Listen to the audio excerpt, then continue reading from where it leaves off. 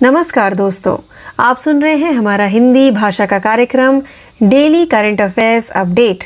मैं हूं आपकी आरजे प्रियंका और बिना किसी देरी के शुरू करते हैं हमारे आज के इस कार्यक्रम को हमारे पहले डेली अपडेट के साथ, जिसका शीर्षक है महत्वपूर्ण दिन। विश्व प्रेस स्वतंत्रता दिवस 3 मई। प्रेस स्वतंत्रता के मौलिक सिद्धांतों का जश्न मनाने और मीडिया को उनकी स्वतंत्रता पर हमलों से बचाने के लिए 3 मई को विश्व प्रेस स्वतंत्रता दिवस मनाया जाता है। यह दिन उन पत्रकारों को श्रद्धांजलि भी देता है जिन्होंने अपनी जान गंवाई है। रिपोर्टर्स विदाउट बॉर्डर्स के 2023 वर्ल्ड प्रेस फ्रीडम इंडेक्स के अनुसार प्रेस की स्वतंत्रता के मामले में भारत 180 देशों में से 161वें स्थान पर है। इस वर्ष का विषय अधिकारों के भविष्य को आकार देना, अन्य सभी मानवाधिकारों के लिए एक चालक के रूप में अभिव्यक्ति की स्वतंत्रता है। आइए आगे बढ़ते हैं हमारे दूसरे डेली अपडेट की तरफ, जिसका शीर्षक है नियुक्ति। HDFC बैंक ने कैजात भरूचा को उप प्रबंध निदेशक के रूप में नियुक्त किया। HDFC बैंक ने कहा कि उसने कैजात भरूचा को 3 साल के लिए उप प्रबंध निदेशक और भावेश झवेरी को कार्यकारी निदेशक नियुक्त किया है। HDFC बैंक ने शेयर बाजारों को भेजी सूचना में कहा कि ये नियुक्तियां भारतीय रिजर्व बैंक से मंजूरी मिलने के बाद की गई हैं। इसके अलावा इसने 19 अप्रैल 2023 से समान अवधि के लिए बैंक के कार्यकारी निदेशक के रूप में भावेश झवेरी की नियुक्ति को भी मंजूरी दी। इसके अलावा नियुक्तियों को प्रभावी बनाने के लिए उचित समय पर निदेशक मंडल की बैठक बुलाई जाएगी। आइए आगे बढ़ते हैं हमारे तीसरे डेली अपडेट की तरफ, जिसका शीर्षक है पुस्तकें। सतिंदर कुमार लांबा की पुस्तक इन परस्यूट ऑफ पीस का नई दिल्ली में विमोचन। दिवंगत सतिंदर कुमार लांबा के संस्मरण in pursuit of peace India Pakistan relations under 6 prime ministers का विमोचन हाल ही में नई दिल्ली के द ललित में उनकी पत्नी नीना लांबा ने किया था। सतिंदर कुमार लांबा ने पाकिस्तान में मिशन के उप प्रमुख और उच्चायुक्त के रूप में 2 कार्यकाल दिए थे। राष्ट्रीय सुरक्षा सलाहकार बोर्ड के अध्यक्ष थे। प्रधानमंत्री अटल बिहारी वाजपेयी के नेतृत्व में अफगानिस्तान के लिए विशेष प्रतिनिधि और बाद में प्रधानमंत्री मनमोहन सिंह के नेतृत्व में 1 दशक तक पाकिस्तान के साथ पर्दे के पीछे की वार्ता के लिए विशेष दूत थे। आइए आगे बढ़ते हैं हमारे चौथे डेली अपडेट की तरफ, जिसका शीर्षक है पुस्तकें। पीएम मोदी ने सौराष्ट्र तमिल संगम प्रशस्ति पुस्तक का विमोचन किया। प्रधानमंत्री नरेंद्र मोदी ने सौराष्ट्र तमिल संगमम के समापन समारोह के दौरान श्री सोमनाथ संस्कृत विश्वविद्यालय की पुस्तक सौराष्ट्र तमिल संगम प्रशस्ति का विमोचन किया। पीएम मोदी ने वीडियो कॉन्फ्रेंसिंग के जरिए समापन समारोह को संबोधित किया। प्रधानमंत्री कार्यालय पीएमओ के अनुसार कार्यक्रम की उत्पत्ति देश के विभिन्न हिस्सों में लोगों के बीच सदियों पुराने संबंधों को फिर से खोजने में मदद करने वाली पहलों के माध्यम से एक भारत श्रेष्ठ भारत की भावना को बढ़ावा देने के लिए पीएम मोदी के दृष्टिकोण में निहित है। आइए आगे बढ़ते हैं हमारे 5वें डेली अपडेट की तरफ, जिसका शीर्षक है निधन। दिग्गज मलयालम अभिनेता मामुकोया का 76 वर्ष की आयु में निधन।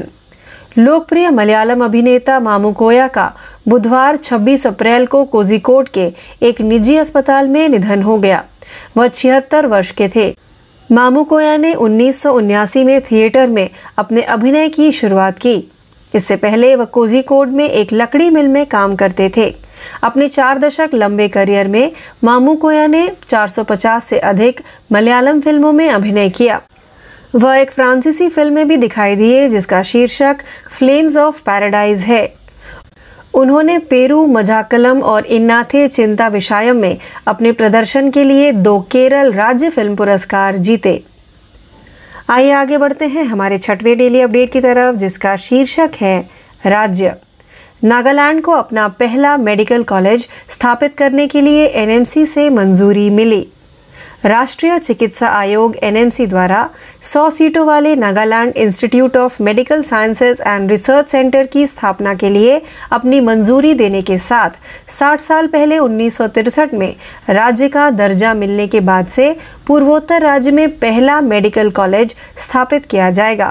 कोहिमा में Nagaland institute of medical sciences and research की स्थापना के लिए एनएमसी की मंजूरी की घोषणा करते हुए स्वास्थ्य और परिवार कल्याण मंत्री पी पैवांग कोन्याक ने कहा कि नए मेडिकल कॉलेज का शैक्षणिक सत्र 2023 से 24 में शुरू होगा। आइए आगे बढ़ते हैं हमारे 7वें डेली अपडेट की तरफ, जिसका शीर्षक है विविध। शिलांग में बन रहा पूर्वोत्तर का सबसे बड़ा बहुउद्देशीय इंडोर स्टेडियम। मेघालय के मुख्यमंत्री कोनराड के संगमा ने कहा कि शिलांग में एक बहुउद्देशीय इंडोर स्टेडियम का निर्माण किया जा रहा है और यह पूर्वोत्तर क्षेत्र का सबसे बड़ा बहुउद्देशीय इंडोर स्टेडियम होगा। उन्होंने कहा कि इंडोर स्टेडियम में basketball, squash, badminton, table tennis, volleyball जैसी विभिन्न विधाओं के लिए सुविधाएं होंगी। निर्माण की गुणवत्ता पर जोर देते हुए उन्होंने कहा कि उच्चतम गुणवत्ता मानकों को बनाए रखा जा रहा है और एक बार तैयार होने के बाद यह अंतर्राष्ट्रीय खेल आयोजनों की मेजबानी के लिए फिट होगा। आइए आगे बढ़ते हैं हमारे 8वें डेली अपडेट की तरफ, जिसका शीर्षक है रैंक और रिपोर्ट। फ्लैगशिप योजना के तहत ग्रामीण आवास वित्त वर्ष 2023 में 25% बढ़ा। भारत ने वित्त वर्ष 2023 में फ्लैगशिप ग्रामीण आवास योजना के तहत रिकॉर्ड 5.28 मिलियन घरों का निर्माण किया, जो एक साल पहले की तुलना में 25% अधिक है।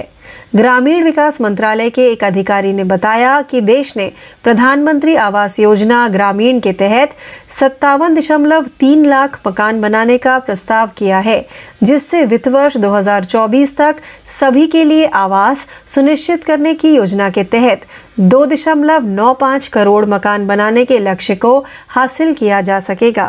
संचयी रूप से मध्य प्रदेश राज्य में अब तक 3.42 मिलियन घरों के निर्माण के साथ इस योजना का सबसे बड़ा लाभार्थी बना हुआ है। आइए आगे बढ़ते हैं हमारे 9वें डेली अपडेट की तरफ, जिसका शीर्षक है रक्षा। भारतीय सेना और तेजपुर विश्वविद्यालय ने सैन्य कर्मियों के लिए चीनी भाषा प्रशिक्षण पर समझौता ज्ञापन पर हस्ताक्षर किए। भारतीय सेना के जवानों को चीनी भाषा में प्रशिक्षित करने के लिए भारतीय सेना और तेजपुर विश्वविद्यालय के बीच एक समझौता ज्ञापन MOU पर हस्ताक्षर किए गए। गुवाहाटी के रक्षा जनसंपर्क अधिकारी लेफ्टिनेंट कर्नल महेंद्र रावत ने कहा कि पाठ्यक्रम 16 सप्ताह की अवधि के लिए होगा और तेजपुर विश्वविद्यालय में आयोजित किया जाएगा। केंद्रीय विश्वविद्यालय के रूप में संसद के एक अधिनियम द्वारा 1994 में स्थापित तेजपुर विश्वविद्यालय उच्च योग्य संकाय के साथ चीनी सहित विदेशी भाषाओं के शिक्षण में पूर्वोत्तर में अग्रणी है। आइए आगे बढ़ते हैं हमारे 10वें व अंतिम डेली अपडेट की तरफ, जिसका शीर्षक है समझौता। Asian infrastructure investment bank AIIB Abu Dhabi में पहला विदेशी कार्यालय खोलेगा। Asian infrastructure investment bank AIIB और संयुक्त अरब अमीरात UAE ने अबू धाबी में बैंक के पहले विदेशी कार्यकाल एक अंतरिम परिचालन हब को आधिकारिक तौर पर खोलने के लिए एक मेजबान सदस्य समझौते पर हस्ताक्षर किए। AIIB का तेजी से विकास एक कार्यालय खोलने के लिए उत्प्रेरक है, जो बैंक को ग्राहकों के करीब लाने और अपने व्यवसाय के अग्रिम पंक्ति में लाने में मदद करता है। हब वैश्विक वित्तीय केंद्रों की निकटता और अंतर्राष्ट्रीय बुनियादी ढांचे इकोसिस्टम के साथ कनेक्टिविटी प्रदान करता है, जो AIIB की विकास गति को बनाए रखने में महत्वपूर्ण है। तो इस अपडेट के साथ ही हमारा आज का यह हिंदी भाषा का कार्यक्रम डेली करंट अफेयर्स अपडेट यही समाप्त होता है। ज़्यादा जानकारी के लिए हमसे यूं ही जुड़े रहिए। मैं आपकी RJ प्रियंका आपसे यही विदा लेती हूँ। धन्यवाद।